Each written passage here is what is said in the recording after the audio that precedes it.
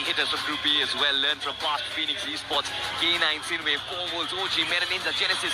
Johnny, my first question to you is, Phoenix at the last game of the wildcards made their comeback.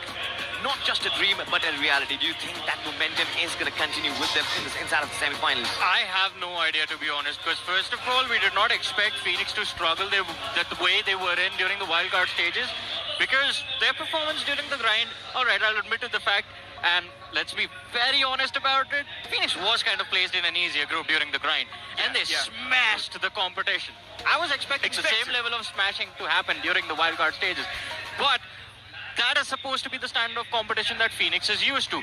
They failed. According to me, qualifying on that 8th spot for a team like Phoenix was a massive fail. They should have been the top 5. That's my point as well. I do see people on the social media celebrating that, yeah, Somraj this, Somraj that. Guys, understand, they barely qualified, and that is the whole point. What are the chances that Somraj actually moves on from here to the grand finals? The chances are extremely low, and I do believe that if Somraj is not able to qualify from the semifinals itself, then heading on from the survival stage just gets even tougher. So I feel the chances are low, but they're not absolutely zero. Of course, I mean, it is Somraj. It's a player who knows how to move forward after they've made it to land. So I think that one element of experience within the roster of Phoenix Esports can give them the edge. But let's see. I mean, today is going to be very critical, and especially this game number 1. Just to double click on exactly what you said, Johnny, this is the LAN stage. All of that progress made online, all of those matches played online will be absolutely reset, and you have to start from scratch once again. As we do observe all of these players, it's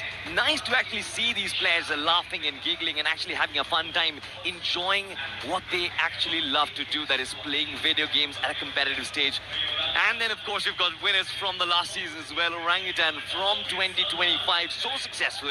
They seem to be calm, Necro. I mean, look, OG definitely calm, but I'm pretty sure there's a lot of that storm going on inside their heads. Look, players are happy right now because the games haven't started, and we already know the moment the first game hits the deck, everyone's going to be panicking. And once again, my apologies, you were talking technical stuff. I was just talking about OG and their subtle flex. Did you not notice that star has finally been placed over the logo? Yeah, the star is actually too big, to be honest. The ratio from the star to the logo does not match, and I feel like they're really trying hard to flex that star. You should be supportive of them, especially you, Salty. It took them a long time. You were there through the start of their journey. You should be happy for that star. I mean, the biggest hurdle they actually crossed, to be honest. But it's not even about me right now. I mean, look at learn from past, Necro. What do you have to say about this team? Because I feel like inside of the grind, they were the ones we were watching for. And then, of course, the cheers. You can hear from the arena as well as the lads in yellow. They are, of course, they're chilling right now.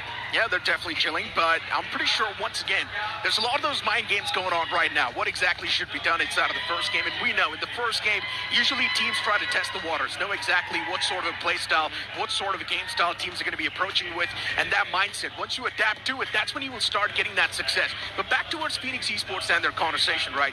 You guys have to be on the same page with me on this, that their reliance on Viper, it's a bit too much. If Viper does not work out, Phoenix Esports is a flop. Absolutely. I think Viper has been one of those standout figures as well for Phoenix Esports, just always getting those frags. But for Evox, the development from round 4 to the quarterfinals and then, of course, to the semi-finals, I've been impressed, Johnny. Yeah. Karlan, of course, it's not just the appearance that has changed, even the game style and the play style as well. Much more aggressive than last season, and this time they're looking fearless as well. Hey, man, he looks like a star and he plays like a star as well inside of the match. Karlan has improved so much, I have to say, in the last year itself. Because we remember seeing him a little bit earlier on, and now this year's performance has just been phenomenal. We just saw 2 past teammates sitting right next to each other. It's Spraygod and Shadow. How is that possible? Meta Ninja and Wildfang just sharing one boundary between them. That's funny, man.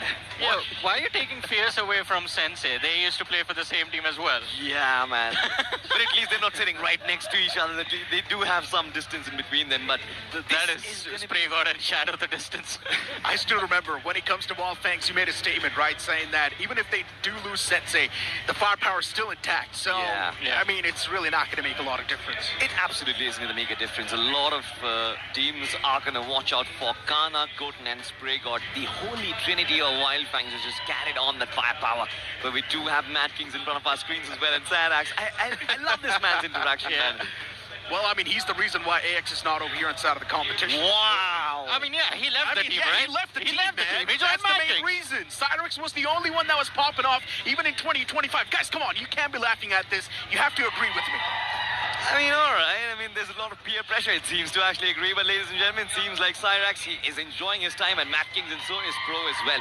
These two young lads, along with Clutch God and Shadow, they've just played beautifully. Nobody expected Matt Kings to actually be so good. In the end of the grind, they were struggling, but now they are here in the semifinals. That's the crazy point about Matt Kings, though. I do understand a lot of these people on social media praising Phoenix Esports, Somraj, talking about Godlike, talking about Soul, but can we talk about Matt Kings? They always somehow slip inside of the LAN finals, even when we do not expect them to, and they will actually do good. Hey, man, I don't know what you're talking about expectations. I have been a Clutch God fanboy since 2019, and this man just has been on like the top of his form ever since he gave up IGLing to Shadow. Now he is a little bit more free, but I think Mad Kings have always had this element of extra bit of experience with Shadow and Clutch. Got two very decorated IGLs being on the same roster.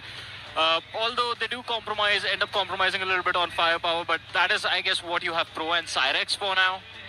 Yeah, you definitely do have that. But then, in front of our screens, of course, we do have some fresh faces in the LAN finals. It is, of course, going to be Myth official. And Detrox has been one of those players to watch out for. Man has been in scintillating form in terms of his finishes as well. And has been a very creative playmaker for the team. All right, seems like we've been talking a lot about teams and strats now. So let's just assume, well, our first question to both of you. It's three of us, and I see he's a colleague, so we are a roster, and we are replacing, let's just say, Phoenix Esports, because they were 8th in the wildcard stages. Okay. We are replacing Phoenix Esports. Lads, what is our strat, and where are we going? Okay, wait, Phoenix was not 8th, they were 6th. The 8th... Who was 8th?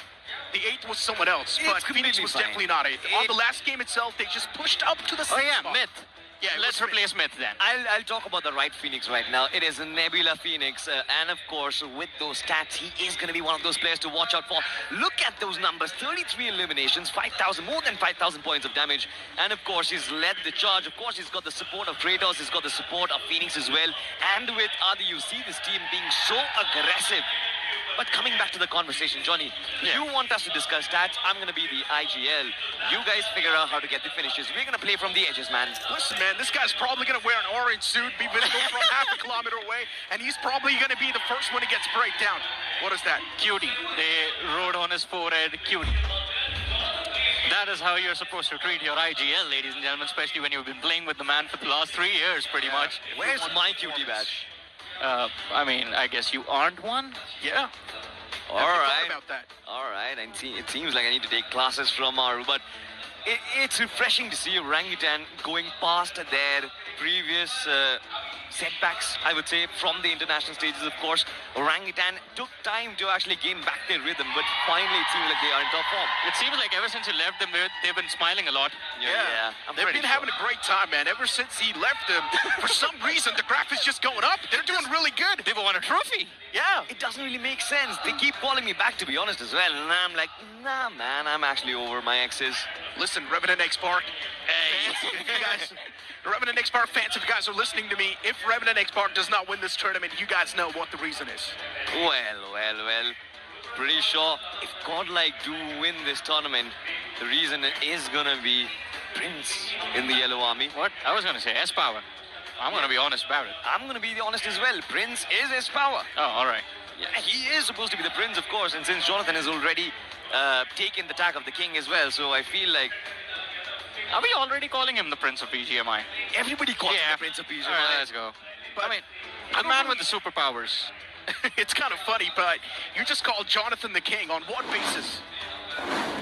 Well, it's not me who's giving him the tag. It is. It's the community It is tag. the community gossip, to be honest, as well. It's not gossip, to be honest. I mean, all right. So I think, given the fact that he has a very long career and has been at the top of the scene and the community for the longest time, I think, all right, King of BGMI, sure. But S-Power, I would still love to see S-Power stick with the roster and win with the same roster for at least a year, not change teams every tournament. That's why the lock-in periods were mentioned and Yeah. introduced. So he's got no other option than to stick with that team for a long time. So, especially ever since the lock-in period was announced, the only meme that used to trend us on socials was S-Power and what he's going to do. I mean, there were memes of him crying inside of his washroom, him crying in his bed, him crying tucked under the blanket as well. It was funny, but nonetheless, I just feel like we've talked about all the teams, but one team who is going to be playing 6 matches today, I'm talking about from teams from Group B, K9 Esports and their 2 rondos. I feel like it's going to be extremely important to discuss about that because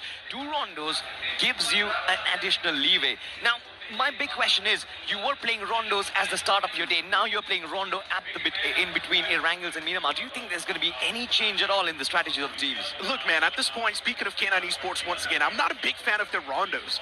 Now, it's going to sound a little bit weird to a lot of people since K9's rondo have been decent, but I just want K9 Esports to use that free recall that's available initially.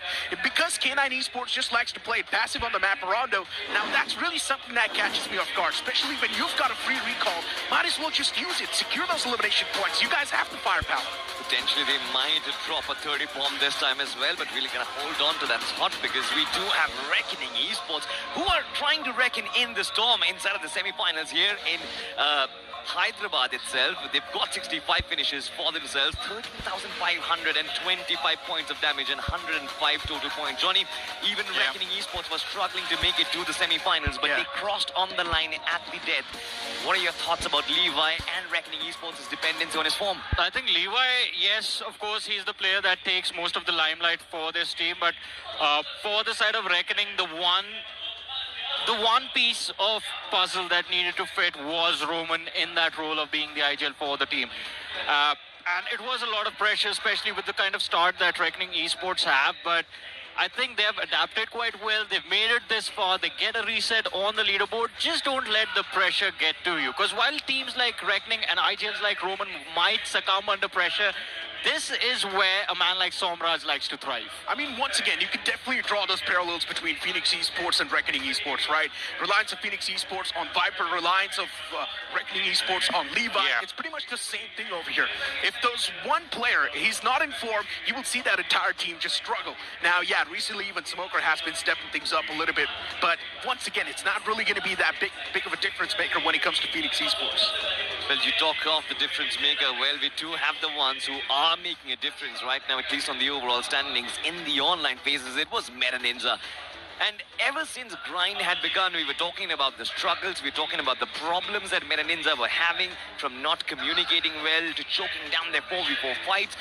Nothing was actually going along their way. And then stepped up Fierce, then stepped up Apollo, and every single one of their players just took the reins and were like, all right, fine, let's just make it to the semi-finals. We have the experience already. Let's just do it. Fierce and Apollo put to the side. It was their IGL Shadow who just kind of put the team entirely on his back and carried them forward. Shadow, multiple matches, was the top fragger for the team of Meta Ninja. And it's quite impressive because he is one of those rare IGLs that has been playing extremely well and in fact on par with the star assaulters of his team the entire tournament. And then on contrast, I mean, I love the boys from K9 Esports. Omega is a good friend of mine, but relies too heavily on the young boys inside of the roster. Slug and Knight in particular. Ninja has been a cornerstone for K9 Esports, but I think if this team starts playing as a unit, they're going to be a different monster. They're very adaptive. And then there's Godlike, who, as Power and Admino, have been kind of taking the burden off and kind of have brought the team so far towards the semi-finals. It was very surprising that neither S-Power and Admino were actually competing for the MVP right now. It seems like finally 3 MVPs in one team. They are playing for one collective goal, and that has to be the trophy. But you were talking about players and their aggression.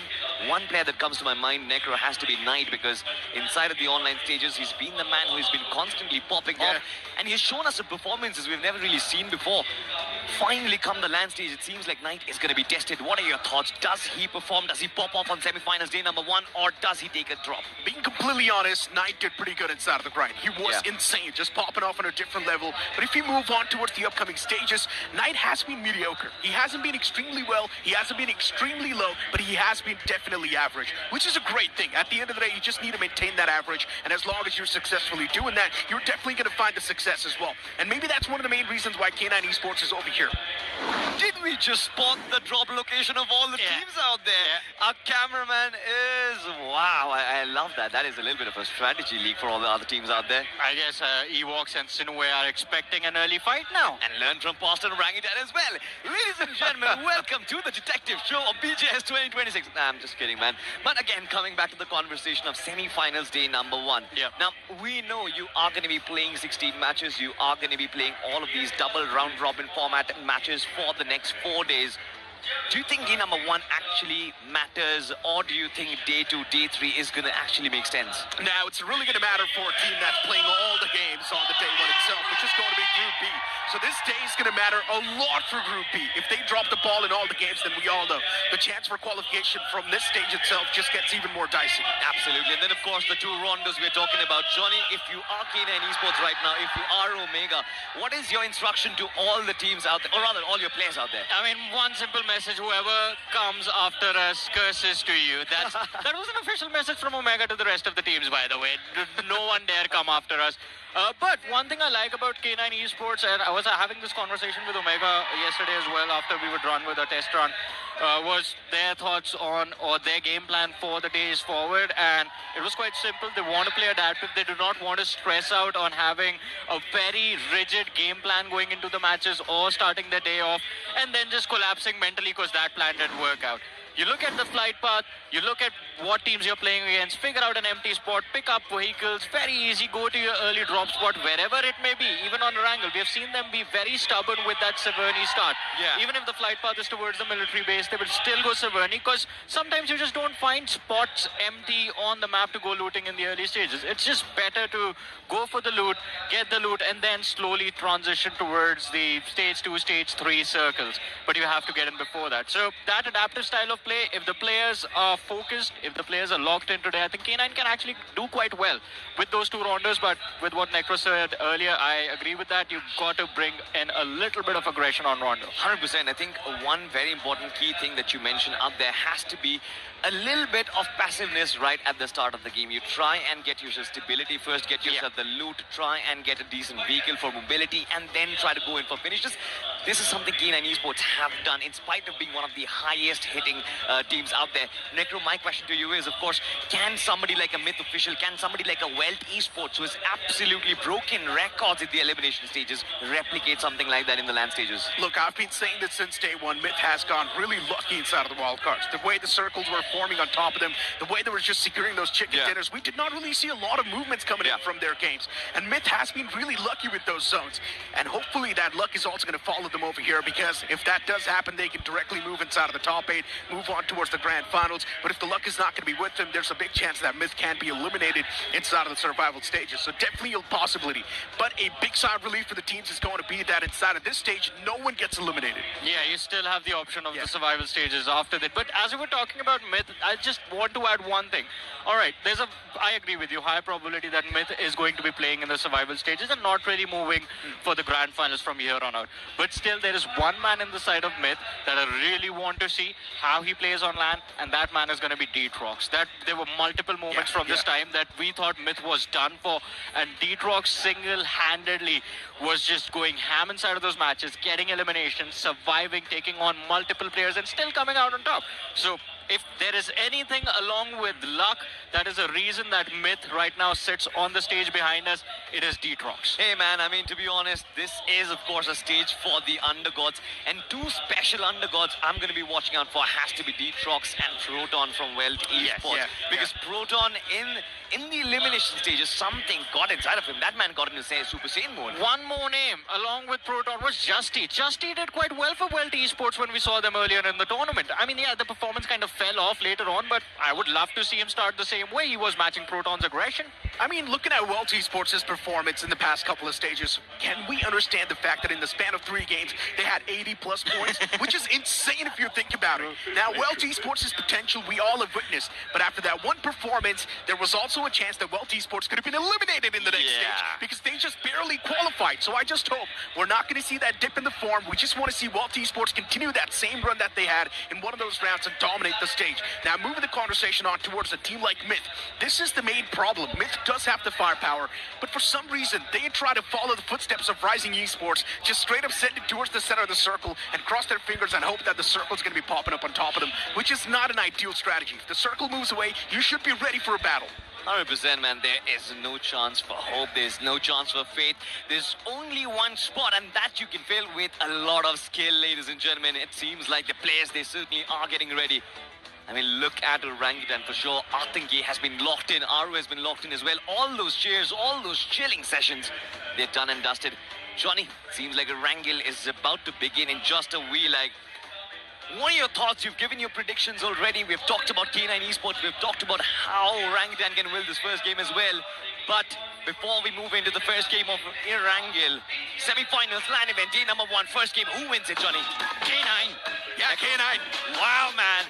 It is K9 in unison. Ladies and gentlemen, semi-finals, day number 1 is about to begin as we start our journey. It is going to, of course, start from the map of Erangel, and we'll see you there.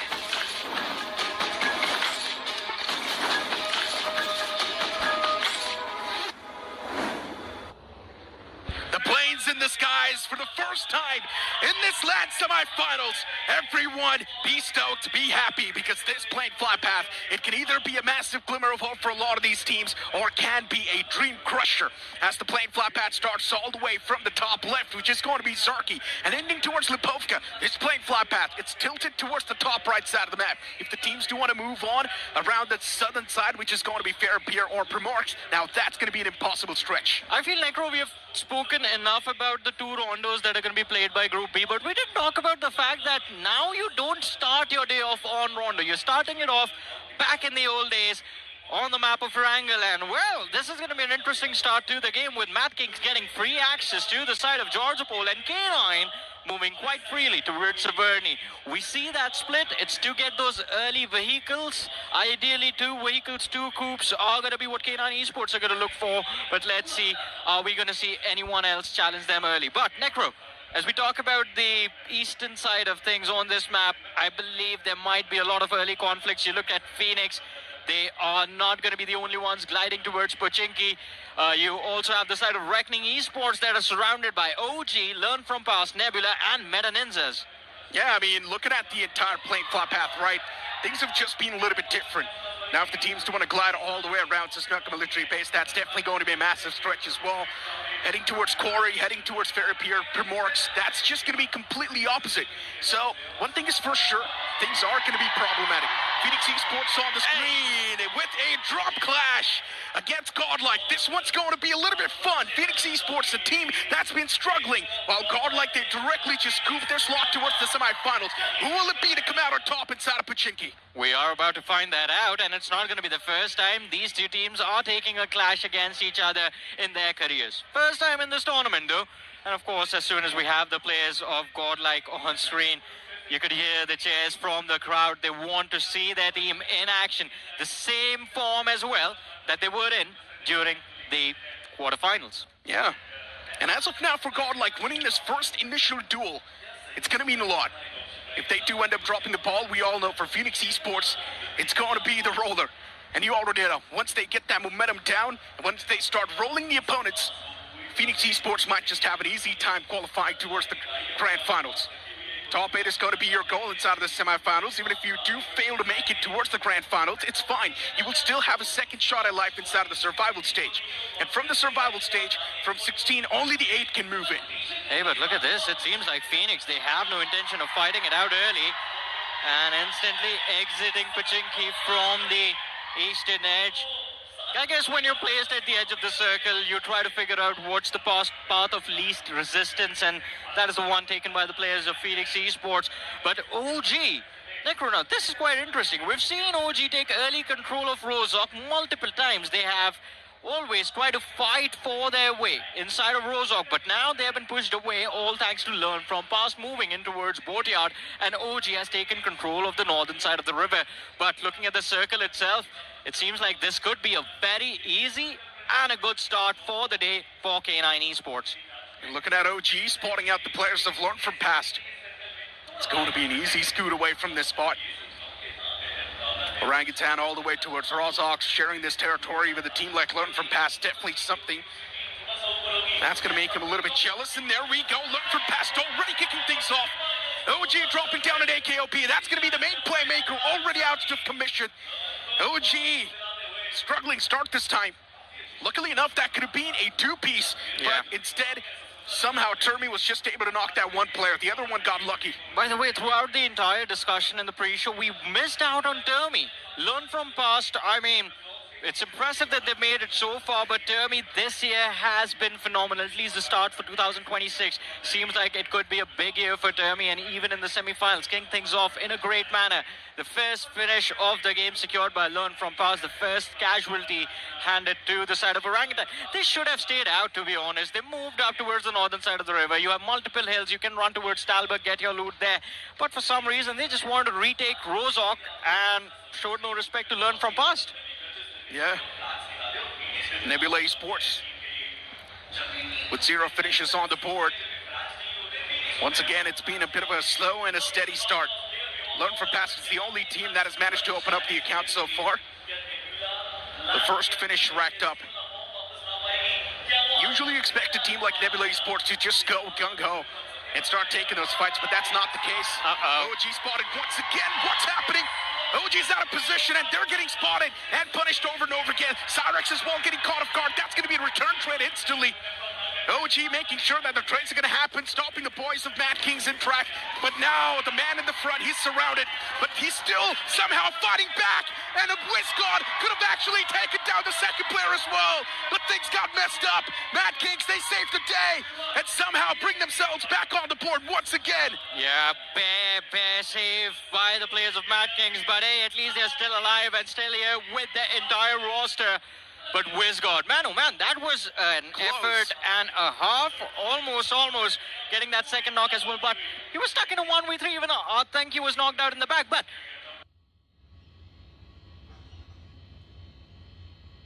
look at this. Look at the players of Learn From Past. They were the ones who picked off the initial man from the side of OG, and I guess after that decided to go for the chase, push up north of the river. There could have been an awkward run-in again. The players of Mad Kings, but Learn From Past, they're falling back to Rozok. Although things could get tricky just on the radar right now. We spotted out the players of Phoenix Esports on the flank, and Phoenix takes a hit at the hands of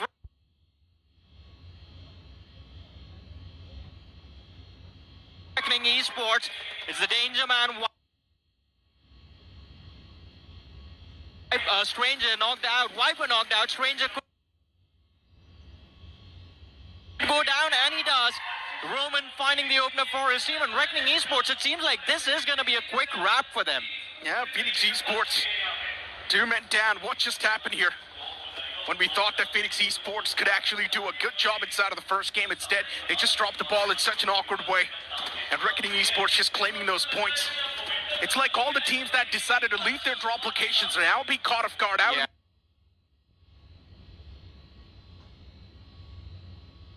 He opened in a bad spot.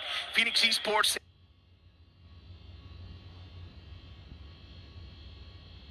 It's the second one. First was OG.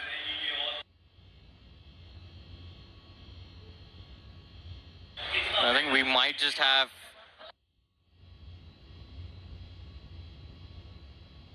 another one of those names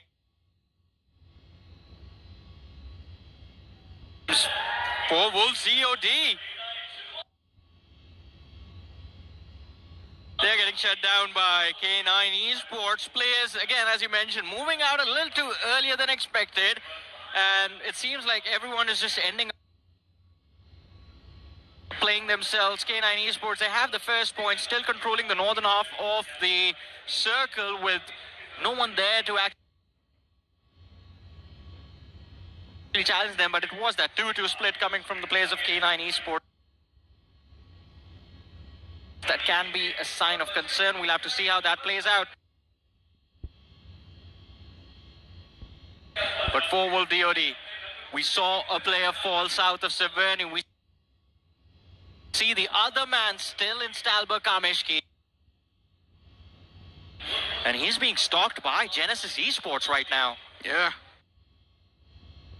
Genesis Esports. I mean, looking at their position, yeah, they are situated in a decent spot. It's not the best. Myth already kicking things off. That's going to be Levi, the man down from Reckoning Esports. And we know Reckoning Esports and the reliance on Levi is a lot. Once Levi's taken out of commission, you might just think that Reckoning Esports is going to start a collapse. And there's a big chance of that happening. K9 Esports, all the 4 players intact with that 1 finish point secured. K9 Esports searching for a bit more of those stragglers. And having a look at the replay of how exactly the fight's really kicked off. It was Mad Kings Esports that found the first knock against OG. OG was already down to a 2-man squad, and Viscott could have actually taken down the 3rd player as well. That got way too close for comfort. Yeah.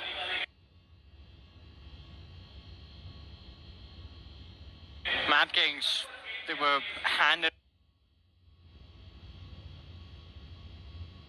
OG on a silver platter, a team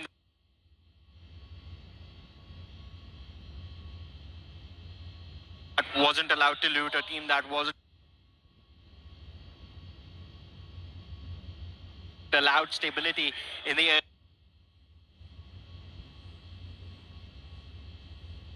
stages, struggling for position, all thanks to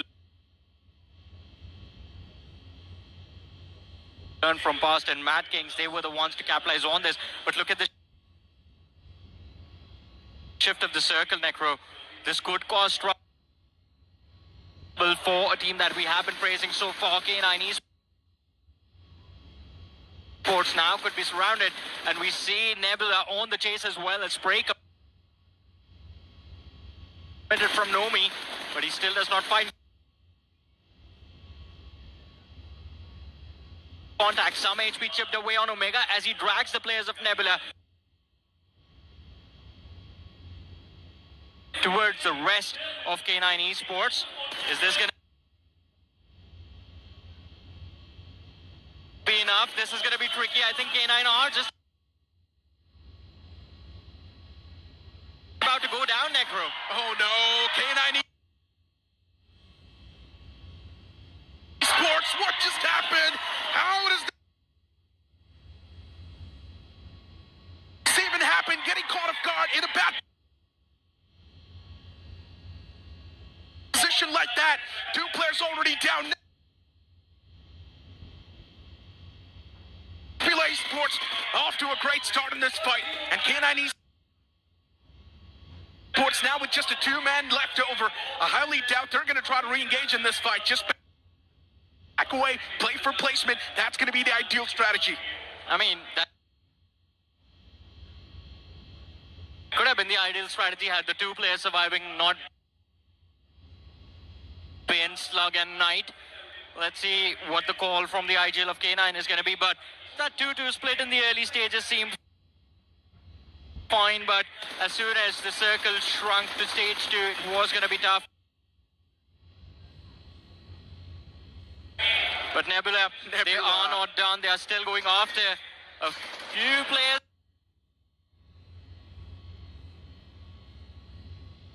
They still see it's going to be 4-Wool, DOD, and the Hunters.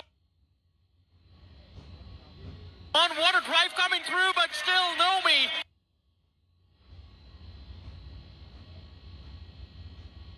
He's going to be the one getting knocked out, and there's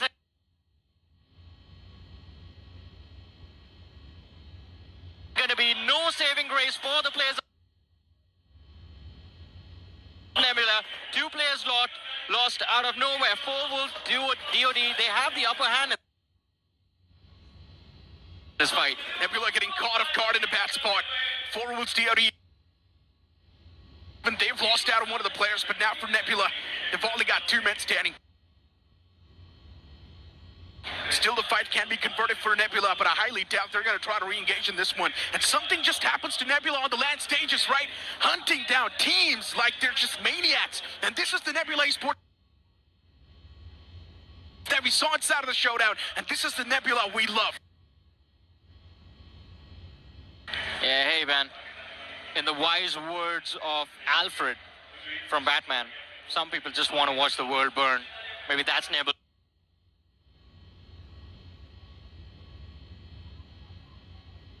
On the LAN finale, or anytime there's a LAN event happening and they are playing. But I have to say, good adaptation coming from 4-Wolf DOD. They were down a player, one man lost very early to the side of K9 Esports, but still that 3 versus 2, they were able to convert it and have left Nebula Esports bleeding. But Wild Fangs, a wild rotation, I have to say, coming through from the players of Wild Fangs. They like to start the game from Milta, a very early call to move for the northeastern edge of the circle, but it also lands them in the midst of a very critical cluster. But hey, Necro Nebula, they're here for revenge, and Omnish from the side of 4-Wolf DOD is the man they have picked. Yeah, I mean, for Nebula Esports, the domination does not stop there.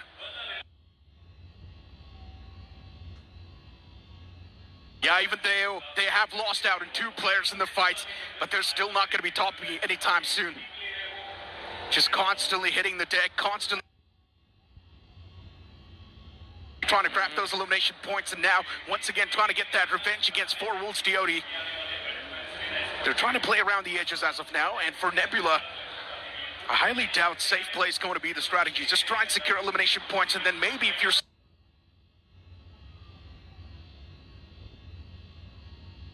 alive, then maybe try and place yourself in a good spot inside of the circle. And looking at the circle, it's going to be curveball and shift on the left side. Mad Kings, they found themselves in this back center, probably the luckiest team right now on the block, right next to Triton Esports, and even for Godlike, it's going to be clean rotation. Well, let's see though. Godlike, as you mentioned, hopefully they are able to a clean pound for the center of the circle, right now in control of the players of Mad Kings. And K9 Esports, they could be the ones caught off guard by the players of Godlike, but Genesis on the hunt, chasing the 2 remaining survivors from the side of Nebula Esports. Phoenix and Kratos could be led into a cluster where they end up getting taken out, but that's not it.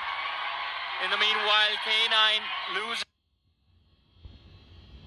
another man. Slug getting picked off by the players of Godlike.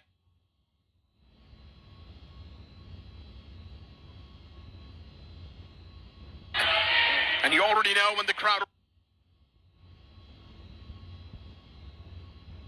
erupts, it is Godlike inside of the action. Nebula Esports taking those shots on the fading away Genesis Esports, but nothing can be done. Just too far away to make sure that any sort of casualties hit the deck. Wild Fangs on the screen, now deciding to take a fight against Phoenix Esports. That Simp in the front. That nade's going to be tossed to perfection. Simp, he does find the knock, but he instantly gets traded out by Kana's nade as well. Wild Fangs, those quick trades, really keeping them on the block and still fighting inside of the race. Luckily enough for Wild Fangs, the revival's also going to be there, so it's not a concern. And there was also a smoke tossed out, so it's all good in the hood. Yeah, this game is getting very chaotic minute by minute. Everyone's running to the open hills north of Rozok, and there's the last man from the side of K9 Esports just passing by Admino from the side of Godlike. I don't think he's going to stay alive for long, to be honest, running into the cluster of Troy the Mill and Mad Kings. And Godlike as well. The trifecta of death, but Godlike, they have their own troubles brewing up. You look at the radar, 4-Wolf DOD are starting to circle this compound. Oh, Godlike. They've got a split going on as of now. 3 players next to each other, 1 man a little bit in the back. That's going to be Manya. Need to be a little bit more cautious of the sidelines, and Godlike, I'm pretty sure, will try to do that. A lot of these teams have also taken those individual casualties on top of them.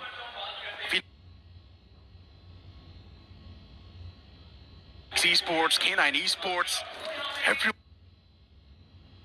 taken some sort of beating. Even for Medanitza lost out in that one player. Four Rules DOD as well, losing out on two.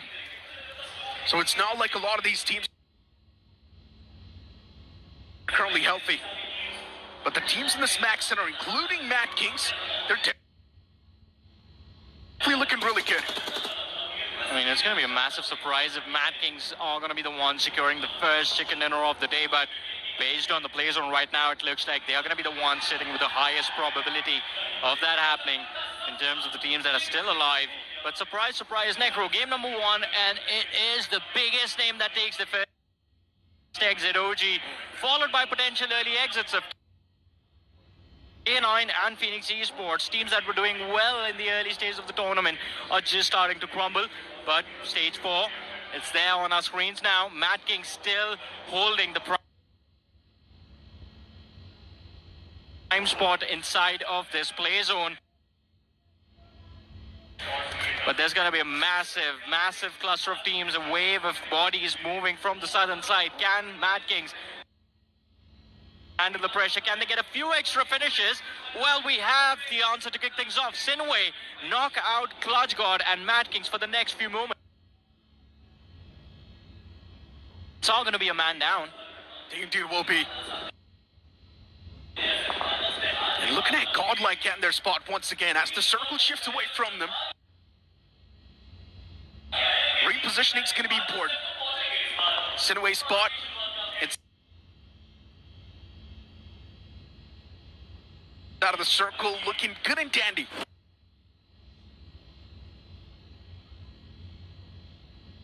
But all the four players just in that one single house, not a fan of that. Wild Fangs eliminating the likes of Nebula, as even they're going to be put to sleep, but no, instead it was Genesis Esports from the far away, stealing those elimination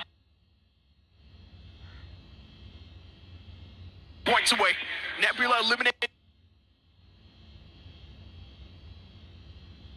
with just 3 finished points. It's fine though. It's the first game of the day. Nebula's probably trying to just get the roll of the lobby, get the feel of the lobby. Yeah, I hope they, and by they I mean everyone that's been trying to fight it early, realize that you are starting on Wrangle and not Rondo right now. It seems like everyone is too eager to fight it out early. And I guess a little bit of credit for that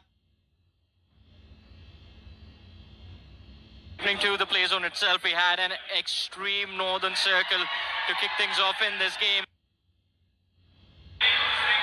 We've been waiting to see this fight. Somraj, the last player surviving from the side of Phoenix Esports. It seems like he has been spotted out by Manya from the side of Godlike, but shots coming in, and it's from the flank. Troy Tamilin Esports could be the ones that end up finishing Somraj, but for the next few seconds, he is still alive.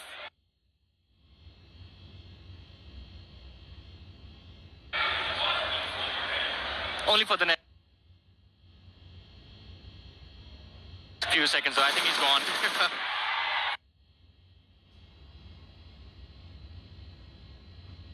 Yeah, he's on the move. Phoenix Esports, Somraj catching a bit of shots upon him, and he will be eliminated from the game as well. That's going to be Godlike stealing away the elimination point. 2 finishes on the block. Godlike definitely feeling pumped up. Slowly and steadily as they keep on collecting these scraps. Even the confidence is going to be high.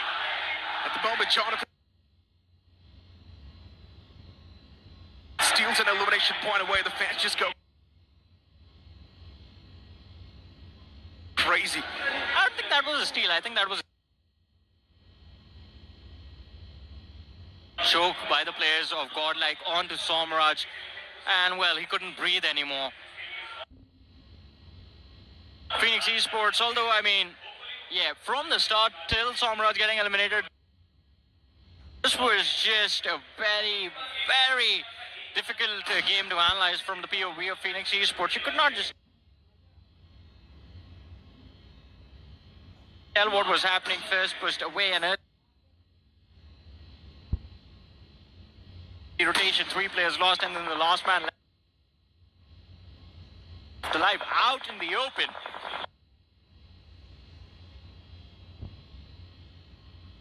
A lot of questionable decisions, but I guess same could be said for the players of Reckoning Esports. We saw them getting aggressive earlier on in the game. 2 eliminations on the board, but now no space to move. Reckoning.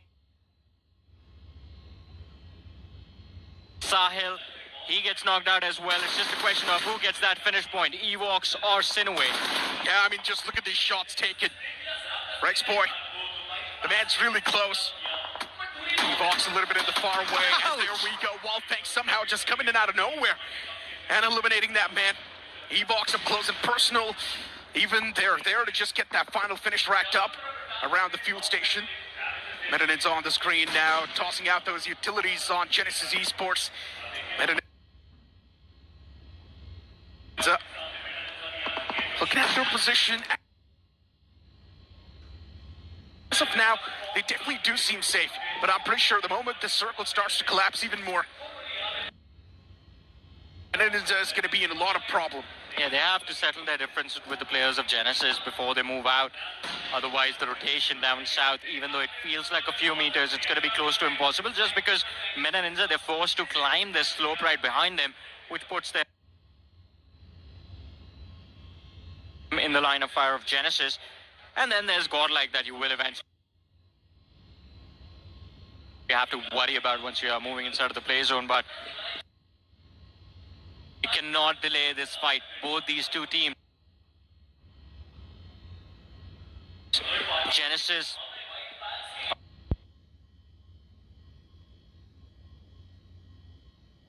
to a great start. I think the first few finishes off the game were picked up by Genesis, and Meta as well have been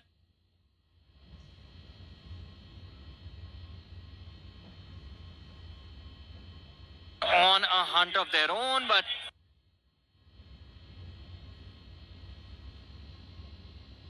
haven't really found anyone, so this could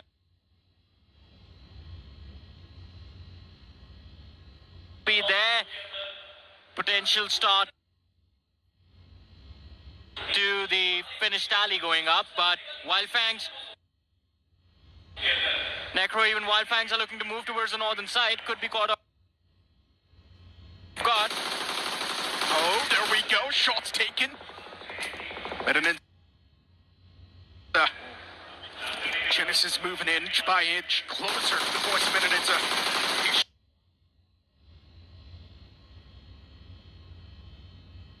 Shots definitely quite devastating, and that's going to catch the first man off guard. Viper knocked out. That's the main playmaker from Genesis Esports, put out of commission. And now these nades falling down extremely close. Another man is going to be the casualty. Players from Genesis Esports starting to hit the deck, and now they definitely do seem quite surprised. Also got caught off guard. Medanin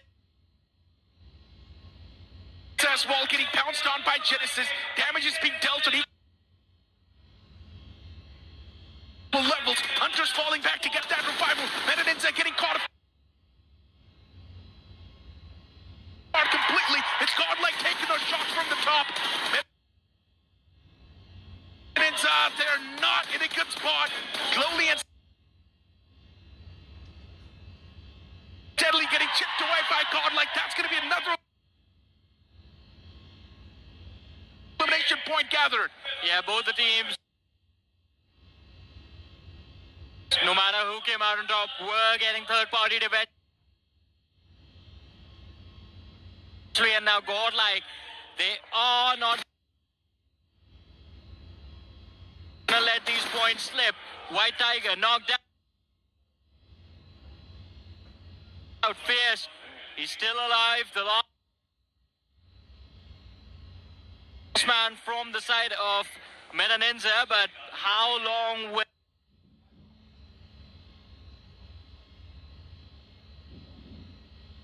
he be standing on his feet is going to be the real question.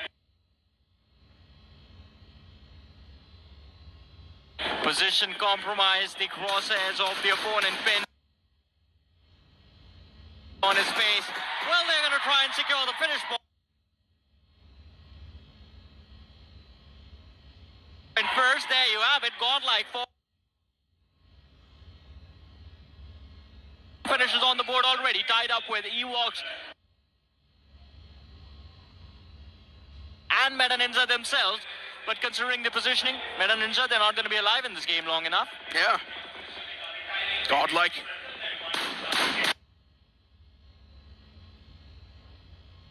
They've got the last man as well in their sights. They're looking to claim that elimination point before the zone collapses. Sidaway Sports. But they're around the edges. Trying to get the lay of the land. That's going to be another elimination point secured. And with that minute, it has been eliminated from the game. Looking at Fangs and their spot around the edges, taking those shots against Evox. Evox a little bit from the edges, godlike as well, just spreading their hands a little bit more, spreading their wings. Fangs.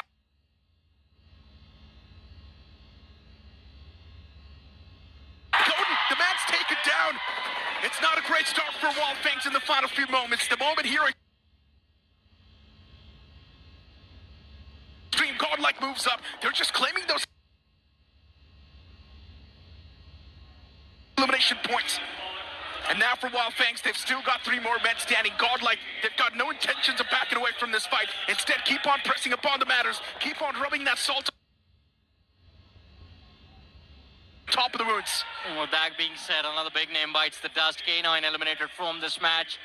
But as you were talking about godlike, a great start to this fight. Fangs getting sandwiched. Ewoks also looking to move for the position of Fangs. Both the teams making sure that there's no escape for Fangs. Sensei getting knocked out. Ewoks building up the pressure, but the nades from S-Power and Jonathan in tandem are to make this a living hell for the players of Fangs. Bragard, the last man left alive, also gets shut down, and Ewoks and Godlike coming together to Fangs from the map. But Ewoks is going to be the next team in the crosshairs of Godlike as they are on the move already. Players knocked out, last man left alive, not for long, and almost reaching the double digits marker. It seems like the gods are in the semi-finals already. Oh my God, this is a complete different beast from Godlike. The way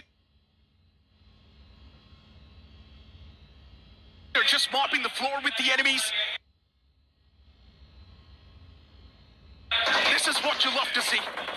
Myth now, even they've got a few more troubles. And this time it's going to be in the name of Long from Past. A little bit far away from them, but the utility's still in range. And Myth.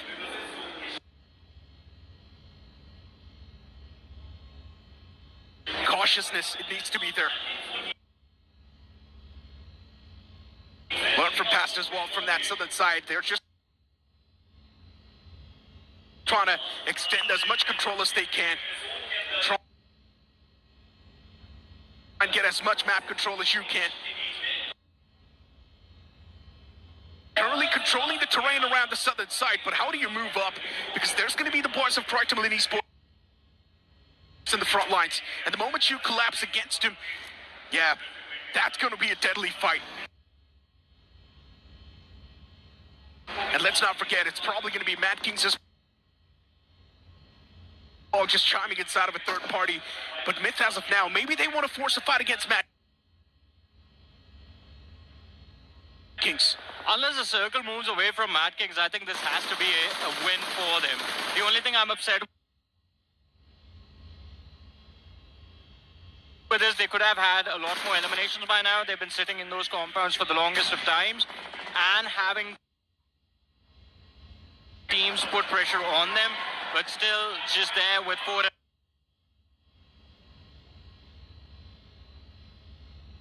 eliminations. On the other side of things, Godlike finally starting to lose players. Jonathan, the first man to get shut down. Sinaway Esports are going to be the one forcing that casualty from the Godlike. But are we going to see additional pressure? Because Godlike, it seems they've run into the arms of 4-Wolf DOD. That could get tricky for this team to survive. Godlike getting stopped in tracks. Now the aggression is going to be put to a halt. And against Godlike, there's probably going to be the boys of Sinaway as well, just driving around. And what is that? They get distracted. Sinaway. There's no freaking way. They just ran around their vehicle. And they actually did come out on top. Eliminating that one man from 4-Wolf's DOD.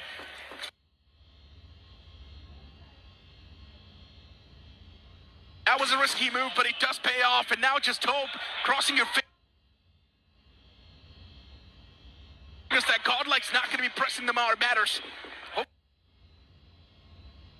Hopefully they're not going to be the one to press the charges even more. Utilities creeping and crawling. Real close from both the sides. Nades are being triggered. They're being tossed as well, but not exactly on the mark.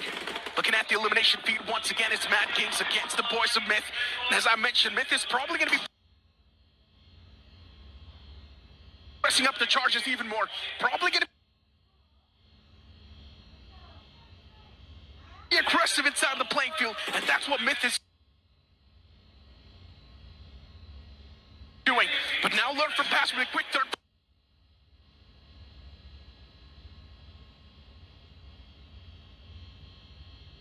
They want to capitalize on the situation. I think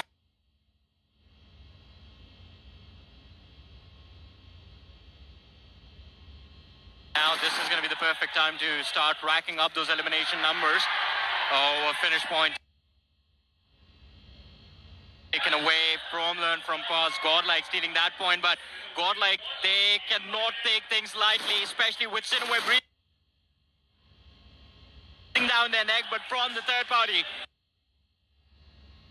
comes a saving grace. The pressure from Learn From Past proves a little bit of distraction for Sinaway, and Godlike can utilize that pressure to get the revives going.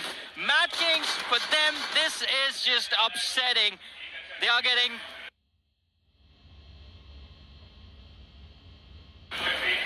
too much pressure by just Myth and Myth alone, and aren't even able to deal with the players from Learn From Past, even though they are sitting on the top floor of that building. That nade! Oh my goodness, we were talking about an MD Trox. He is still delivering.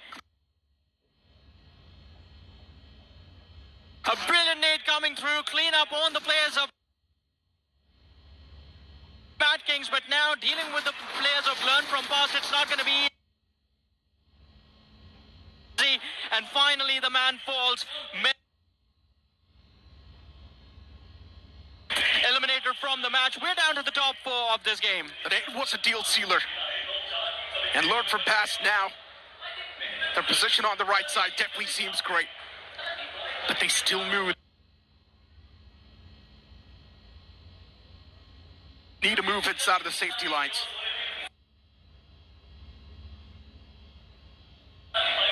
Sinaway around another side. Their position is a little bit skewed as well. It's not the best. All the 4 players right next to each other. Godlike with 10 elimination points. They're definitely feeling good, and they've still got 3 more men standing. The same thing can be said for the team that's right next to him. For Troy Timberland Esports, even they've got 3 men standing, but Troy Timberland Esports, they've got a real good spot inside of the circle. So that's going to compensate for that lack. And as of now, from learn from past, these shots, once again, piercing through the armor of Sinaway, but not exactly finding the right flesh. Learn from past and Sinaway having kept their numbers intact. Big opportunity for them to start the day off on a great note with a chicken dinner to their name. Troy Tamilian and Godlike on the other side, I think, are going to start to play for eliminations. Godlike already has been playing for eliminations from the start till now. They've done quite well for themselves. 10 points on the board just for the finishes. But Troy Tamilian Esports still sitting on that 0. Things could be of big concern if they do not rack up points from here on out. Oh, Troy Timberland Esports on that slope, getting caught. Spray. It was deadly, but not deadly enough. And now Troy Timberland Esports, they go for a head-on-head fight against Learn from Past. Not a good idea, but this nade was definitely quite close. Learn from Past, they've already taken too much damage upon themselves, and the way they're placed too around the edges, it does not seem too safe. 5 finishes already racked up from Learn from Past. It's not a massive game they were searching for, but it is something that can be converted in quite a decent manner. Well, let's see, numbers intact. Position on the circle such that it can force their opponents to fight amongst themselves. Sinaway could have their backs exposed to the players of Godlike and Fall.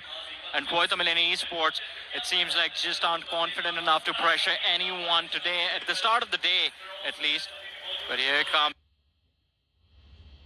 The players of Godlike, they scored out Troy Tamilian Esports. Small talk goes out from S-Power, but even Learn from Past want to get involved, and this could be a bad call for the players of Learn from Past. They're charging in blind, do not know and aren't aware that Godlike also stands there in the back lines waiting for them. Oh, the utilities creeping and crawling real close now. Let's it's getting pushed in that nade. It's going to find a positive trade. Troy Timberland Esports is 1 man is down, but Godlike from the side. It's just constantly applying the pressure. Godlike is the one reaping the benefits of this entire fight. Third party from Godlike is extremely dangerous. Maybe Learn from Past. It's time to apply the brakes. Don't push on too hard. And now they have the info to work with as well, so again, things need to be toned down a little bit by the players of Learn from Past. An unnecessary casualty could have been taken over there. They have somehow managed to avoid that pressure though. Or maybe just directly go for the players of Godlike instead. S-Power, he is there backed up by Admino, while Mania tries to keep the players of Sinaway at bay. That IGL all alone, just relaying all of the information about the players of Sinaway to his teammates down below. This is going to be the massive game changer, but Esperos alive for a few more seconds, finally shut down. Termi gets the point for his team. Yeah, was a decent bit of game coming through from Troy Timberland Esports. Not elimination points contributed from them, but it was still an okay game. Learn from Past. Now it's their time to take a fight against Sinaway, and what a knock that was! Sinaway's just losing too many players in this fight. It's like Learn from Past is eliminating the competition for Godlike, so they can capitalize on. And now for Learn from Past, Godlike is going to be the next holder. How do you fight against Godlike? Well, let's see, 4 versus 2 versus 2. Godlike, they are building up pressure. S-Power finally starts to show his superpowers. 1 player from the side of Learn from Past knocked out.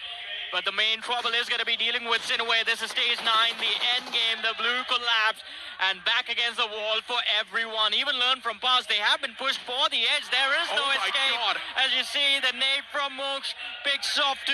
And now this is a 2 versus 2 versus 2 for the chicken dinner in game number 1 of the semi-finals. It's just a game of utilities, to be honest. Oh, they're done. Learn from Past is done. Either it's Learn from Past, or either it's the man from Sinaway just constantly getting those positive trades. He was not able to spot him. He had the perfect cover off that tree leaf, and he just completely moved out in the open. But Sinaway, they're now spotting out the players of Godlike. That's going to be Admino right in front. He's just waiting for the right moment to strike. Both the players out in the open, and Ninju, now is going to be your time. There we go. The first strike comes inside of the picture, ends up eliminating the entirety of Godlike, putting them out of commission. Sinaway is now the only team with a chance to win, but learn from pass. They steal the wind away, and they steal the entire chicken dinner. What a first game coming in on board, ladies and gentlemen. It was spectacular. These boys, they definitely know how to put up a show, learn from past. That was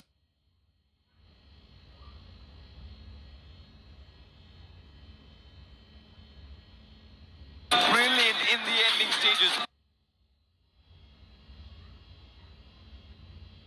Pressure coming in from Sinway, pressure coming in from Godlike. They just knew how to get it done. What a fantastic game, gentlemen. Johnny, of course, nobody expected Godlike to start on that measure, the highest flagging team in the lobby. What do you have to say about that performance? Yeah, I guess the Gods have returned from the Mount Olympus that they were on for all this time, and have finally showcasing why they were considered one of the best teams in the country, and why they still should be considered one of the best teams in the country, because everyone else, all of the other big names just fell apart super early. But I have to say, I want to focus a little bit more on Learn From Past and Sinaway, because I mean, not a start we expected, especially from Learn From Past. I mean, Sinaway, we still had hope for, like, all right, maybe middle of the pack, ending game number 1 with 5-6 points would have been decent, but Learn From Past, man, oh man, Dermy, Honey, incredible performance in game 1. Yeah, in the final few moments, Learn From Past were just ready with the mob, mopping out the entire floor forward. First, they took a fight against Troy Timberland Esports, almost were on the verge of wiping them out as well. In the final few moments, they did wipe them out too. Then later on, for Learn From Past, even Godlike and Sinaway was a major concern. They were pretty much like sandwiched between those two teams, but this one single name from Learn From Past, it just put them on a real good pedestal. This knock coming through from Godlike really gave an activation for this nade, and this one single piece of utility was able to find those 2 quick knocks. Yeah, but Mox whiffing that spray on the man that ran out of the shack from the side of Learn From Past, I think has to be the reason that it is Learn From Past winning this game and not Sinaway. And of course, Ninju. Let's talk about him for a minute. He repaid the favor to the players of Godlike, because a few moments ago in this game, Manya did the same thing to the players of Sinaway. He was waiting behind a tree, waited for them to get completely exposed, and then forced a loss on the players of Sinaway. That is what you call tasting your own medicine, but of course, Pretty much. We do have the stats from the chicken dinner. Learn From Past. What a start did they have. 10 elimination points being secured. All their players did find their footing, and of course, a rush boy. Credit has to be given to them. Nobody was expecting Learn From Past to get a start like that. But I think credit to Sinway, credit to Godlike, and I feel like Admiro in that game was just on top form. We'll talk about Godlike in a second, but I want to bring up Learn From Past right from the get-go. That elimination against Orangutan, nobody expected that. And to actually take a fight against a team like OG right from the get-go. What are your thoughts? Look, OG just messed up. They were just out in the open. When they tried to make that climb on top of that Rozhawk Hill, that's where they just messed up big time. I feel like OG should have known the fact that there is someone in the close proximity. You cannot be this out in the open just driving like that. And for Learn From Past, it was just one man who sprayed down that vehicle. He could have actually found a 2-piece, but the other man was just lucky he got away. Yeah, I'm pretty sure OG was definitely not lucky to actually not get away from that fight itself. But Johnny, how do you recover from this? You are one of the big names. You're supposed to be starting off strong, and because Erangel is one of their strongest suits, now Orangutan must be feeling the heat. I think for sure. I think they were feeling the heat even before the game began, because, I mean, last year, OG was faced in a similar situation wherein they were facing drop clashes on Rozhawk by Reckoning and Soul, and they would proactively fight it out. That is how OG was able to do well last year, that early aggression, securing a lot of finishes early in the game. Why would you back away from a team like Learn From Past? They spotted them out early. The parachutes were out in the air. OG spotted them out. And instead of challenging directly for Rozok, they went for the small little compounds close to the bridge and then picked up vehicles and exited towards the northern side and then tried to circle back. And if you've left the city just because someone was potentially contesting Rozok, might as well just actually leave and not show up back. Completely agree with you over there. With I think Orangutan, they are of course going to come back. I still feel like they've got what it takes to actually make a comeback on the maps of Miramar and Rondo. But now let's circle the conversation to godlike esports and that performance as well. Admino, 5 eliminations. I think that man was on top form tonight. And this is one of the reasons why I said all the progress from the online phases will be reset, and teams who have that experience at the LAN stage, who have that experience in playing in front of the crowd, they're the ones who will victor. I mean, look, recently Godlike definitely does have that wind in the sails. They definitely do have the momentum, and the fact that now they're also continuing with that momentum is a great thing. Yeah. First game on the way of Godlike had, what, 11 or 12 finish points racked up, which is a great thing. Inside of the top 2 as well, that's going to be 6 additional placement points. So already the first game was a massive banger. And speaking of Phoenix Esports as well, now they were in that drop clash between Godlike, and that drop clash did not go that well since Phoenix Esports just decided to exit that away and instantly just try and move inside of the circle. And even for Phoenix Esports, it was the same fate as OG. The moment they move out, they were just caught in a rotation. Absolutely. But I'm also very surprised our desk isn't really talking about that one particular finish. The entire crowd was celebrating. Do you know what I'm talking about? Nope. Jonathan finishing off Somraj. That was a fight and a finish which nobody expected, but then the crowd cheered. Hey man, things that happen in the BGIS, I mean, it's fair that they get settled in the BGIS, right? I love that response, to be honest. We remember what happened 2025. We remember exactly the words that was said. Of course, Phoenix, or rather Somraj, let's say, taking away the trophy, and Godlike just falling a little short. But it's completely fine. Godlike this time finally make amends. And now they certainly are leading. Sinway had a fantastic start and learned from past. Of course, with that chicken dinner, they did start off the day on a strong note. Gentlemen, of course, we are going to be moving on to a break. We'll come back with the map of Miramar as well. It's not going to be easy. And if you are in Hyderabad by any chance, make sure you drop down to a convention center because it is heating up. We'll see you on the other side of a very short break. Don't go anywhere.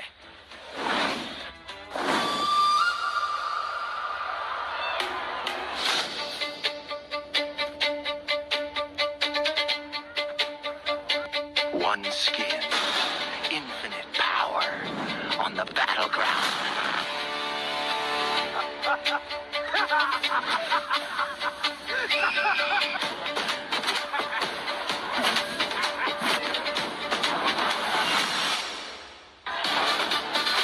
You fool. Let's put a smile on that cute little face.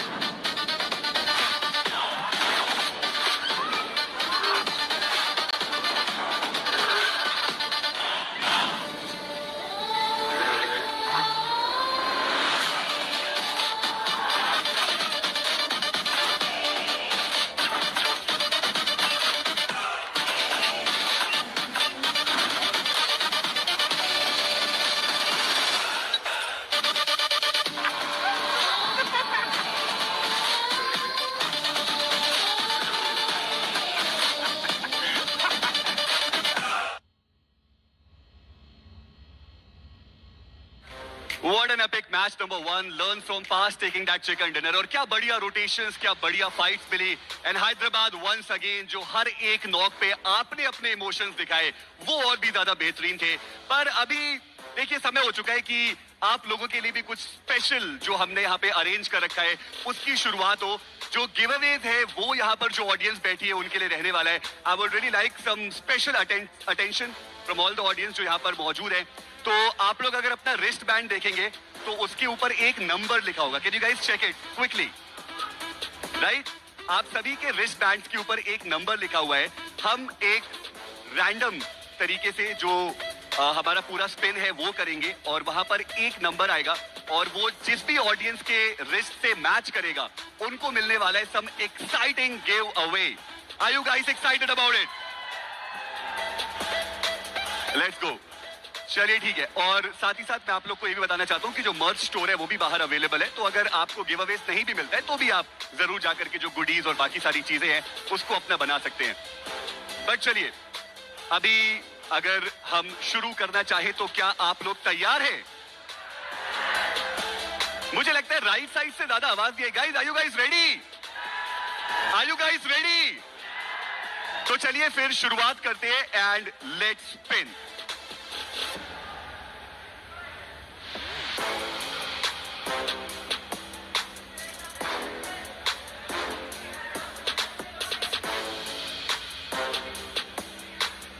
Okay.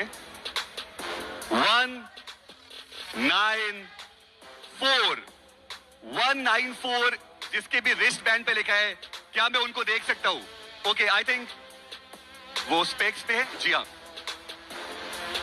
Cross check complete and it will be super Johnny John जो जाकर के जो goodies है वो देने वाले हैं.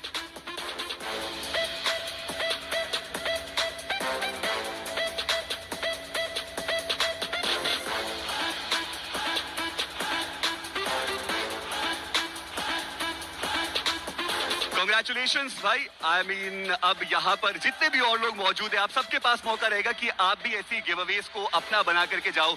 देखिए, आपने कंट्रीब्यूशन दिया है, 4 करोड़ का प्राइस पूल कर दिया है. ये तो बहुत छोटी सी चीज है जो हम आप लोग के लिए जरूर कर रहे हैं. पर चलिए, अभी गिवअवे का जो समय है वो समाप्त हुआ. बारी आ चुकी है कुछ इंटेंस एक्शन की. तो चलते सीधे हमारे स्टोरी टेलर्स की तरफ.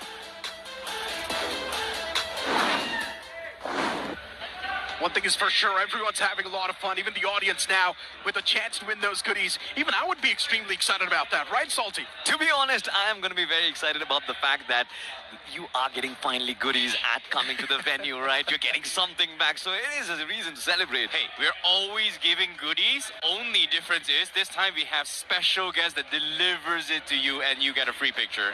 Okay. I want a picture with maybe with Necro. IC is going to deliver the next gift, by the way. That is the reason why he had to plug in quote-unquote special guest. Yeah, you know what, man? Whatever it is, I'm just really happy for the people that are currently over here inside of the land, getting those goodies as well, and getting such an amazing experience. Godlike popping off on a different level. The first game taken home by a team like and Learn From Past, and the performance was definitely expected.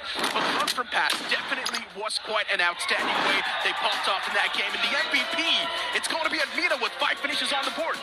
I think this is really impressive coming from Hero Action Godlike as well. Coming to the semi-final, they really know how to put on a show.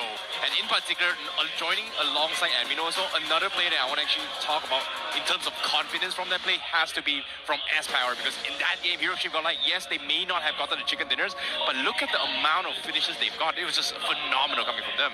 Without a doubt. I mean, for Godlike, the first game going their way was extremely important. But how many points exactly did Godlike secure? Let's move on towards the point standings and find out. Because for Medaninja, the game wasn't that great. Learn From Past popped off in a great manner. Learn From Past getting a 20-pointer, Godlike getting 16 points off that first game. And even for Sinaway, it was quite a great affair. You know, all 3 teams right now, Learn From Past, Godlike as well as Sinway Esports, they had a fantastic start. This is exactly what you want, especially when maps like Erangel, maps like Miramar come across. Now, these are the teams who will have an advantage when Rondo comes around because they already have that leeway. But I'm looking at the bottom of the leaderboard, Necro. Look at K9 Esports, look at Phoenix Esports, look at Orangutan.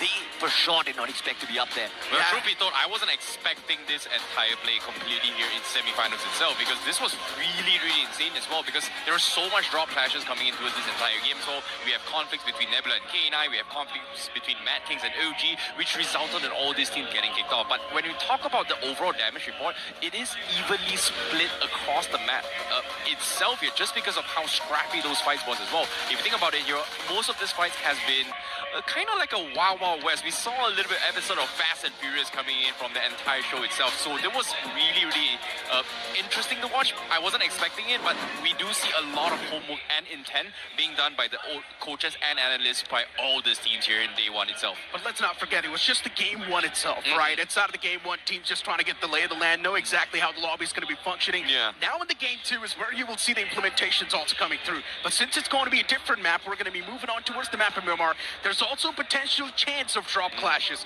which is going to be exciting as well. In the first game, we saw Phoenix Esports against Godlike. We also did see another drop clash that came into fruition. So anything can happen on Miramar, man. Anything can happen. Maybe Phoenix Esports going up against Learn From Past in this one. You know, as a matter of fact, Somraj loves his drop points. He's never going to give it away, to be honest. Be it he's going to take a fight, he's going to die down, he doesn't really care. And I think that is the attitude which you want, especially at the land stage as well. Yeah, at the same time, so when it comes to Elpozo, so far Phoenix has had a lot of interesting drop clashes during their round stages, and here in the semi-finals as well. After seeing Erangel being contested by Hiroshima Godlike, I wouldn't be surprised to see another team come in and knock on towards them again. You know what? Speaking of knocking on the doors, in that previous game, Nebula was definitely knocking on a lot of those doors. We finally are seeing that aggressive Nebula Esports that we saw overall inside of the showdown. Once again, that same aggression, once again, that same domination. Yeah, it's a whole different spectrum that they were caught off guard by a team like Four Wolves DOD, but I'm loving the intent. I'm loving the intent as well. I feel like Adi once again has finally discovered that this is his way to go. He tried a lot of changes, especially in the online stage as well. Played from the edges, tried different tactics, but none of them actually paid him dividends. Now, inside of the LAN finals, he is going to be so happy that Kratos has informed Phoenix has been shooting really well. Nomi is the only guy who is lacking a little bit, and still, like you said, it's just been the first game, so you can't really judge a lot. But when that comes around, when all three players play at the top of their game, Nebula Esports is going to be feared for sure. Now, speaking of a team that I think a lot of kind of missed as well in that particular game as well, because Wildfangs, let's talk about Wildfangs a little bit here on their journey, especially coming from Sensei in particular, right? Last year, entire year, no grand finals appearance. They've tried multiple times, they were kicked off. A lot of Russell Shuffle coming in as well. And interestingly enough, that game itself, it feels like Wildfangs looks like they're in form. Unfortunately, the circle just didn't really help them up too much. Well, I would say for Wildfangs, their strong suit has always been about the firepower. It's not even about just placing yourself in a good spot inside of the circle. It's just about taking those head-on-head collisions and hoping for the best. Sensei knows that he's got some of the best assaulters inside of the entire lineup, and he always likes to go for those odds when it comes to fighting. I just feel like in the first game, things were a little bit off guard for a lot of those teams. Did not know how the lobby's going to be functioning, did not know what sort of a play style. I mean, we just saw those drop clashes come through as well. A team like OG got caught off guard, and we all know OG's not a team that is going to be a big fan of taking those early game fights unless extremely forced to. Absolutely. I mean, I'm actually a big surprise of the fact that Cinema Esports managed to go through so many fights, even though they were struggling inside of the online phase as well. But that completely aside, I think Cinema now set themselves up for Miramar. We've always known this team loves it. Mox loves rotating around this particular map. He plays so well on the circles as well. If by any chance Cinema Esports potentially take away a chicken dinner on the map of Miramar, the lead is going to be so big. Yeah, it definitely is as well. Same can be said for Hiroshima Godlike as well. And we've seen in the past in the years as well, Hiroshima Godlike does have a very good track record in Miramar. Obviously, we can't compare them to Seoul, of course. But at the same time, today, day one, I think this is the best Hiroshima Godlike I've seen for 2026 in particular. What I mean by the best performance is that when their debut was super shaky during grind, they had to play from round 4 stages, qualify for quarterfinals, and somehow they were able to breeze from the quarterfinals here in the semifinals. And day one, there were a lot of speculations as well. Oh, the land demons are here, they're going to showcase a lot of good skills, and Aspar was able to deliver. And I know you want to talk about as well, Jonathan was able to get the most important finish. It was one finish, but it was the most important reply to BGIS 2025. We had it on the desk once already. I mean, the crowd was cheering. One thing which I loved to add over there, Necro, you remember BGIS 2025. Godlike did not start up well. They had to climb up the stairs to be the runners-up inside of BGIS Kolkata. This time they've had a start, to be honest, as well, and hoping that things change. Maybe not the runners-up, potentially the trophy. Listen, you guys have been speaking a lot about that one finish that they got on Samraj. Now, once again, there's a difference between lifting a trophy and just getting one finish. So I would still say that there's a mile away that the difference is still not being covered by Godlike. Now, let's just say in the future, maybe if they do, then that's going to be a good reply. I like that you're being very political right here. You're not wrong. Don't get me wrong, Necro. But you must understand, in the game itself, sometimes it's not just a game. It's also a game of emotions. And in warfare, it's not just about how big your tanks, your guns is. It's also mental warfare. And that is a psychological attack right there. I would say that was a big slap. Okay, you know what? I would just say that it was the first game. No strong statements can be made off of that. Fair enough, Since fair enough. Maybe you never know. In the upcoming games, Phoenix Esports can just come through and dominate. And you know what? Whenever the map of Miramar pops up in my head, there's two teams that always do pop up in my mind. Yes, of course, the upcoming game is not going to be played by them, but Revenant X Spark and Vasista Esports. Oh, yeah. That drop clash that happens, I just really want to see it. It's not going to be the next game, but we will get to see it in the future. Hopefully that will be happening as well here. There has been rumors. It might happen, it may not happen. But again, drop clashes like this will affect their overall standings, because not every single time you're going to be winning the entire fight as well. And oftentimes you will risk losing out on chances for points. In this case, in this particular match from Game 1, Nebula Esports was one of those teams. Mad Kings and OG was also two of those teams that actually got affected as well. K9 Esports got heavily affected because Nebula decided to actually cut them off rotation, trying to get out of 70. And while they were doing that, they were actually picked off by another team. So it was very, very unfortunate. But again, things like this will affect their overall performance and also the mental aspect of the game as well. I would also like to mention teams like Evox who were able to have an yeah. okayish game, including Mad Kings now. 8 to 9 points per game. I do believe that can easily secure you that top 8 spot. And for Mad Kings and Evox, securing those 8 points, that goes a long way. Absolutely. I think for Mad Kings, one thing is going to be of prime importance to get the engines rolling. I feel like we've seen that in the past as well. You look at the performance in the grind, Mad Kings were absolutely nowhere. But then come the quarterfinals and Mad Kings all of a sudden they take a jump. How did that transfer happen? Because Mad Kings started off strong on inside of the quarterfinals as well. So hopefully inside of the semi-finals, at least they've got their engine rolling. They've got the balls rolling. Now they need a big performance potentially on Rondo, potentially on Miramar. That sets them up. I feel like Mad Kings definitely dropped the ball a little bit in that particular match as well. First, they had a drop clash with OG, which is obviously very, very standard of OG to actually go for those compounds, especially if the circle shifts up north. They won that fight, great.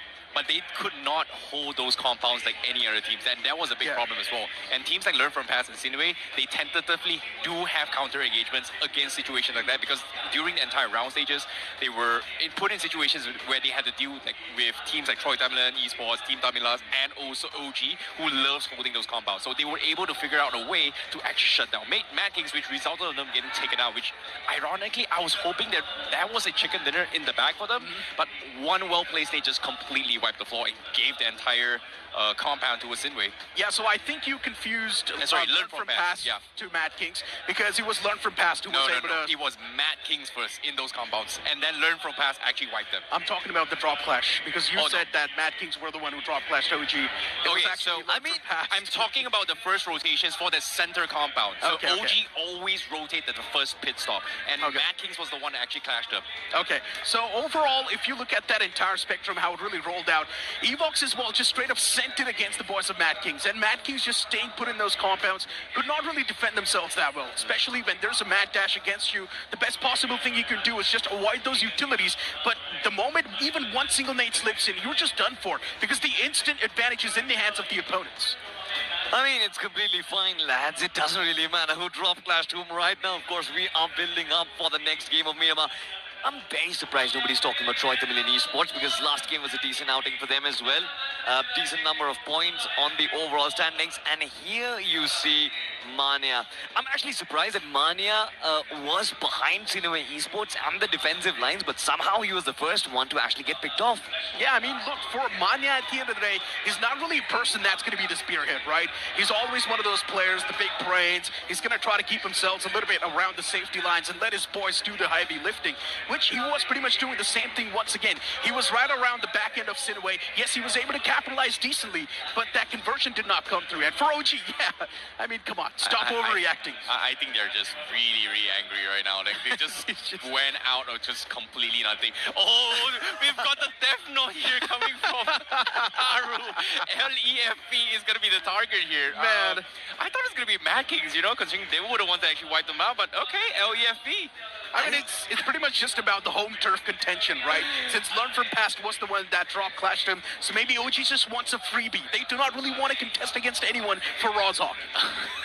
Well, I mean, even if it's not Learn From Past, it's going to be either Soul, it's going to be somebody like a Reckoning Esports. You never really know. I think for OG, you will have to accept the bitter truth, and that is you will have to take a fight early on. Otherwise, you're not moving in ahead. And considering their quality, considering the quality of players they have, it shouldn't really be a problem. But one team that could not make any impact whatsoever on that first game has to be Reckoning Esports. We know they never play in the initial games. We know it's going to be a last-ditch attempt to actually make it to the grand finals for the top 8. But what do you think? Isn't it concerning, to be honest? What is more concerning is what we just saw. I do not have a statement for what just happened. A little bit of brotherly love, I would say. Hey, sometimes, you know what? That's the motivation that you need. And maybe with K9 Esports, it's going to pretty much pump them towards the top of the board. Look at them. I mean, they're just having a lot of fun. Slug, Knight, just taking his hair a little bit side so he can see better in the game. He's helping his vision, guys. He's not helping his vision. That is a basic attempt to flirt. What? He knows a lot about that. We're not really too good at that because we're innocent people. Yeah. He's the one who knows a lot about that. I mean, these are basics, lads. You can later on probably learn it from me, but have a look at this. Slug once again just asking Knight to actually take his head off, possibly show his forehead. I think you should give Knight some tutorials on how to show a nice forehead. Yeah, I don't think that's going to be the conversation here. I think for a second, maybe, they were just comforting him as well. Because think about it this way. Knight was the most, I would say, arguably one of the rising stars coming into this entire tournament. Top performer. And then in here in day number 1, he was able to perform. He wasn't able to do anything. Like, he was left alone by himself all the way to his end. His teammates just got completely picked off, and we expect him to be doing the heavy lifting again. And again, I think this is his first LAN coming to the play, so the pressure is going to be a little bit different, especially with the audience not in your favor as well, which is ironically sad. But obviously, we know what's happened, Like, obviously, we are here to support your favorite teams. Yeah, this was one of those fights that we were talking about, right? Mad Kings eliminated OG after they were thwarted away by a learn from pass from Bronzehawk. It was definitely something that caught him off guard. K9 Esports as well wanted to take a little bit of that dig, but then later on, K9 Esports themselves got caught off guard by Nebula. The first game was definitely a roller coaster of emotions. Off the rip, we definitely got to see a lot of fights, but Phoenix Esports definitely avoided that drop clash, but still got contested in mid-rotation. I'm actually very concerned the K9 Esports, they aren't being able to take these fights early on. Previously, we've seen the K9 Esports, they never really shy away from their drop classes, but that fight against Orangutan was just so scrappy. And then, of course, Wildfangs and Phoenix Esports, between them, that engagement was also quite weird. I would say I've never really seen Wildfangs play from the back foot ever before this. Yeah, I mean, just look at the overall game and how it was taken in shape. Then later on, we saw Godlike stepping inside of the action. Even Meta Ninja, yes, they were collecting a few of those scrappies later on in the outskirts. And for Meta Ninja, just stuck outside in the blue, they could not really do a lot. They did not have a lot of playing space. Wildfang just getting caught out in the open. Godlike had that higher ground, and Evox as well capitalized pretty well. Exactly, but at the same time as well, it was a very scrappy fight considering the fact that there were a lot of over-aggression by some of these teams, which resulted in them getting taken out as well. Like Wildfangs contesting against Phoenix, which is weird as well, because why was Sim left alone in that situation, which resulted in, both him and also a player from Wildfangs getting taken out. But eventually, when it came down to this important moment, right, this is the one moment that I was talking about. Mad Kings was able to snatch this away from OG, but they just could not hold those compounds. They were just getting shot left, right, front, and center, and then LEFB came in for the sweep and just wiped the floor with them while getting third party by, party in the right moment while they're engaging with Myth. Mad Kings pretty much just got dismantled by the hands of the opponents, right? It was meant to just directly ram their vehicles towards the compound. Then later on for the final blow is learned from past, who closed in and collected those elimination points.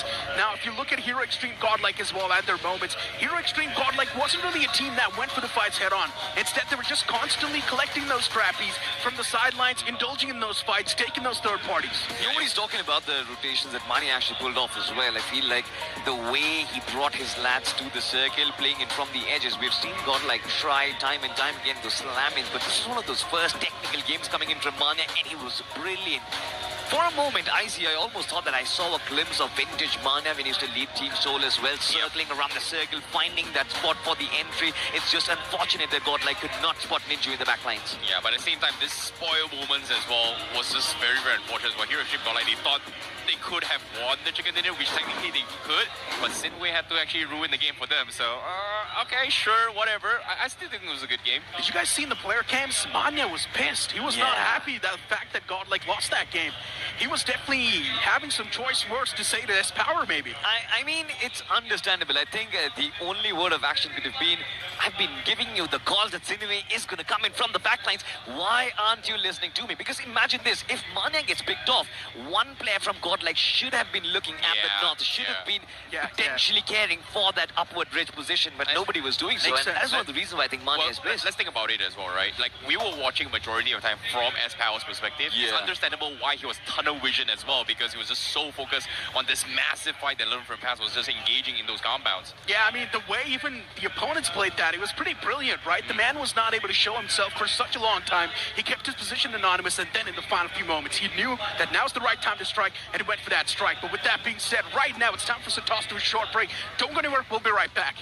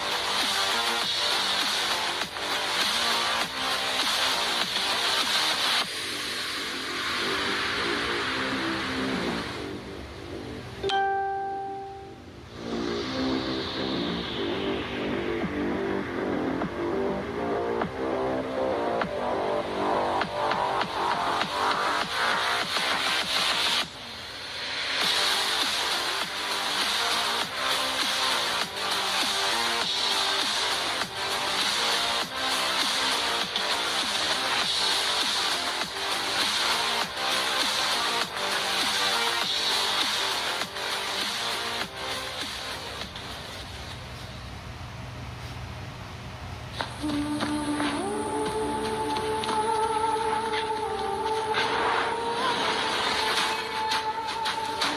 hand is holding light against the shadow green whispers of the elder tree, the dying forest tree. To the roots and to the sky. Watch the darkness liquefy. From the ashes we will grow. Where sunlight weaves a living thread, worth of light, right along. Watch the wildwood wake alive.